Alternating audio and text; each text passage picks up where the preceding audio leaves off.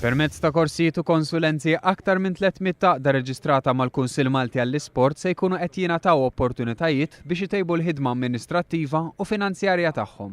Ir-riforma se tħares li jkun hemm tibdil fi 3 pilastri fil-qasam sportiv, jiġifieri l-għaqdiet, l-atleti u l-faċilitajiet sportivi.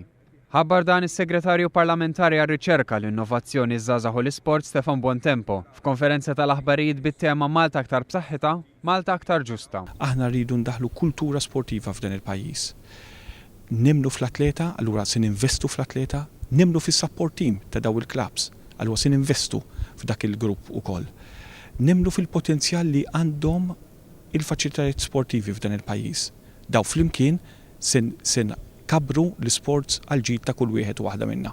Is-Segretarju Parlamentari Bontempo saħaq li hemm bżonn tiddaħħal kultura sportiva li tkabru sport minuri, li jsir taħriġ iktar professjonali u li l-għaqdiet u assoċjazzjonijiet sportivi ikunu sostenibbli. Se tiġi estiża l-iskema 2020 fejn atleti ta' livell għoli jkunu jistgħu jaħdmu għal 20 siegħa u jitħarġu għal 20 siegħa flimkien mal-coach tagħhom. Il-Segretarju Parlamentari qal li s-sena d-dieħla se jidħlu fis-seħħ tibdiliet legali biex il-klabs ikunu sostenibbli u jkunu jistgħu jidħlu fis-sħab mal-privat. Dan se jkun qed isir biex is-settur privat ikun imħajjar jinvesti fl-isport.